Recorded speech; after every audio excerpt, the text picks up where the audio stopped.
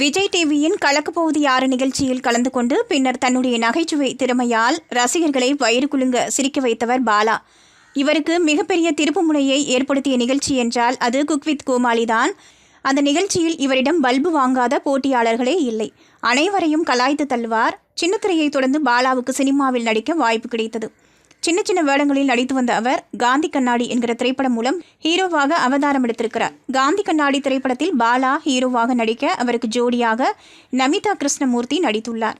பாலாவுடன் ஜோடியாக நடிக்க 50 ஹீரோயின்கள் மறுத்துவிட்ட நிலையில் 51வது நபராக வந்தவர்தான் நமிதா கிருஷ்ணமூர்த்தி. இப்படத்தை ஷெரீப் இயக்கியுள்ளார். இப்படத்தில் பாலாஜி சக்திவேல், அர்ச்சனா, அமுதவாணன், மனோஜ் பிரபு ஆகியோர் முக்கிய கதாபாத்திரத்தில் நடித்துள்ளனர். இப்படத்திற்கு விவேக் மெர்வின் இசையமைத்துள்ளார்.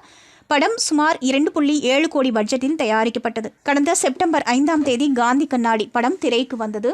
சிவகார்த்திகேயனின் மதராசி படத்திற்கு போட்டியாக ரிலீஸ் ஆனதால் காந்தி கண்ணாடி படத்திற்கு போதுமான திரையரங்குகள் கிடைக்கவில்லை. சொல்லப்போனால் பெரும்பாலான ஊர்களில் இந்த படம் ரிலீஸ் ஆகவே இல்லை.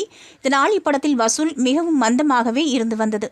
ரிலீஸ் ஆன முதல் நாளில் காந்தி கண்ணாடி திரைப்படம் 35 லட்சம் மட்டுமே வசூலித்திருந்தது. பின்னர் 2வது நாளில் இப்படத்திற்கு ரூபாய் 45 லட்சம் வசூல் கிடைத்தது.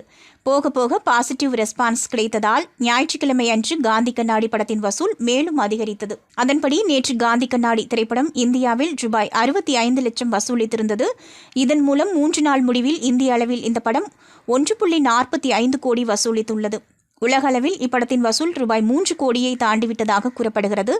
இப்படத்திற்கு நல்ல வரவேற்பு கிடைத்து வருவதால் இதற்கான திரையரங்குகளின் எண்ணிக்கையும் நாளுக்கு நாள் அதிகரித்த வண்ணம் உள்ளன.